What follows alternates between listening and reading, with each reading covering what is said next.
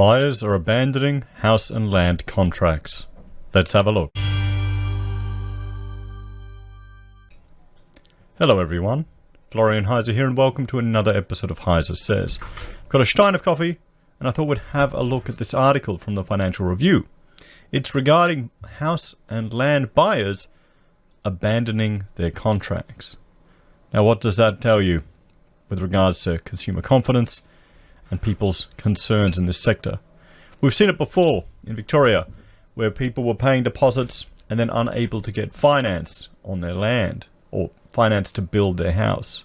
So they're stuck with a block of land that they're trying to sell desperately on Facebook or other methods, or even on Gumtree, just to get rid of it. So people are now walking away, abandoning it. This is not a good sign for the property market. But remember, apparently property always goes up. So let's have a read of this article. The illness pandemic is devastating the new housing market, with around a third of purchasers, most of them first home buyers, cancelling contracts prior to settlement, according to the Financial Review. Rich Lester and Nigel Stadley. In our Perth estate, 35% of buyers are cancelling their contracts, and in Melbourne the figure is about 30%. Mr. Stadley told the Australian Financial Review. 35% in Perth, 30% in Melbourne. I've got some old data here which is looking at arrears rates. You can see just Western Australia and Northern Territory leading the country. Perth is going to be hit hard, all of Western Australia, but Perth in particular because of, and I'll bring up this image of Google Earth to show you, because of the state's capacity and the scale of our iron ore industry over in Western Australia and mining. Australia is the biggest iron ore exporter in the world, and if we jump over here to Google Earth, you can see here I've got the operating mines in Australia, and this is from the Australian Mine Atlas. I'll just turn it on and anyone can get access to this data. And what we'll do is, we'll turn everything off. You can see here, these are all the mines. See how they're all appearing in Australia. We'll turn on iron ore. And I'll just zoom in again. So, Western Australia is, the iron ore heart of our country. And we've seen what's happened to oil. Could it happen to iron ore? Could it happen to coal? Is that going to have an impact on the confidence of Western Australia buyers? What if you're a first home buyer, you work in the mining industry? Are you going to be continuing with it or cop the loss? This may be, this isn't screaming confidence in the property sector to me, but maybe some people are preparing, or they know what's coming, or maybe they're just getting desperate. He estimated the pandemic had cut sales volumes by 80%. 80%, guys. Property always goes up. We're hearing that, aren't we, all the time? We've been looking at our forward settlement book for April, May, June and July and are trying to manage the problem of cancellations as best we can, he said.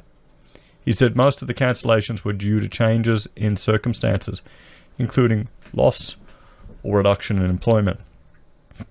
We're working hard to try to help people.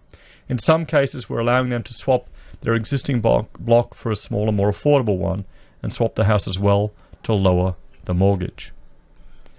Satterley Property Group, one of the biggest private land developers, has also written to all of its buyers with settlements coming up to check if they have their finance in place and whether they need assistance.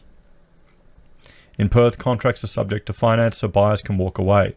But in Melbourne, they are mostly cash contracts, meaning buyers who cancel stand to lose deposits of between 5 and 10%. If they are good people who have cancelled their purchase, we're holding their deposit as credit, so 6 months down the line, when they get a good job, they can use the money as a deposit on another lot, he said. So, they don't have to do that. That's a good act of that business. Sure, they've probably already spent the deposits, to be honest, but still, they don't have to do that. So an early warning. The high level of cancellations, usually they're in the low single digits. comes as developers enter what is traditionally the busiest period of settlements for the year. Historically, May and June are when the highest number of settlements occur, he said. His latest market update follows East Coast land sales specialist Red23, warning that residential lot sales would crash as prospective buyers delay purchasing decisions due to job security concerns. We can safely assume in the growth corridors that sales volume and equity will fall to record low levels over the coming months of uncertainty, Red23 founder and managing director Terry Podolel said. He said, a growing number of sales contracts in Melbourne were falling over at settlement because buyers had lost their jobs and could not get a loan. So maybe, everyone, maybe there's going to be some opportunities to get some cheap land. Maybe we'll have to see. We'll have to see. But this doesn't scream confidence in the property sector, does it? The property group was part of a property council delegation that recently met with Federal Housing Minister Michael Sukkar. Among the topics of discussion was a potential boost to the First Home Buyers Grant nationally to support demand for new housing and construction jobs. No, you don't need that. It's not going. That's just going to be inflating the prices of things. You need prices to go down. If you want to support demand for new housing, these developers, you just need to sell your land cheaper. You just need to sell it cheaper. Rather than putting this burden on everyone in the civilization. No, I'm not a fan of these grants, guys. The First Home Grant is no different to bailing out a large multinational corporation. It's everyone else taking the burden. You're bailing out the property developers by allowing people to be able to actually buy these land developments, which are probably more expensive than they should be. Let the market decide. Stop interfering in the price discovery of the market. But I mean, that's the thing that's done now. This grant can buy votes. That's what it's done for. Maybe I'm getting too cynical, everyone. Let me know in the comments if I'm getting too cynical. He also put in requests with both the West Australian and Victorian housing ministers to consider allowing display home villages to open again to the public as a means to increase sales.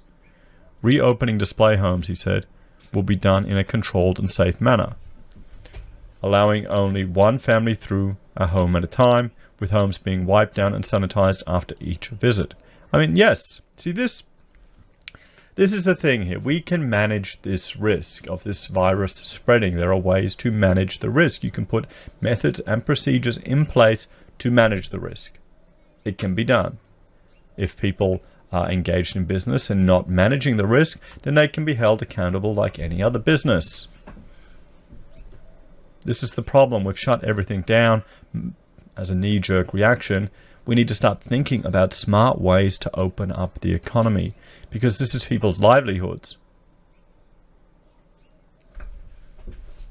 Surely everyone else can understand that. It's just common sense. If a supermarket can allow to be operational and can manage its risk, a display home could do the same thing. A hairdresser is doing the same thing. We're getting different approaches in different states. Currently, prospective buyers can only visit display homes by booking a one-on-one appointment. There's a lot of buyers who want to be able to look through a display home without the pressure of a one-on-one appointment, he said.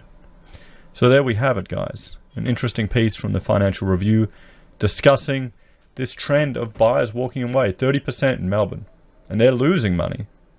35% in Perth. What do you think? Is this a foreshadowing for property in the next few months? We'll have to see, guys. What happens? What happens if, contrary to our Reserve Governor's praise of the banks, in 6 months' time, it hasn't improved, we're still, sputtering along economy. People are starting to say, okay, I'll sell that investment property that I haven't been able to get any money for. I need that cash. Oh, wait a minute, no one can get finance, so I'll have to go 20% lower, 30% lower, 40% lower. What do you think, guys? As always, please let me know your thoughts and opinions in the comments below. Please like, share, and subscribe to the channel. Thank you all for watching. If you're a fan and you want to support us, there are a few ways you can. You can join the channel on YouTube or Patreon. You can support us via our affiliate links at Amazon or eBay, or Independent Reserve and KuCoin. We accept gold using Gold Pass from the Perth Mint. You can buy a merch from Teespring or Heiser Says. And finally, you can support us via PayPal. Thanks, everyone. Have a great day, and I'll see you later. Bye for now.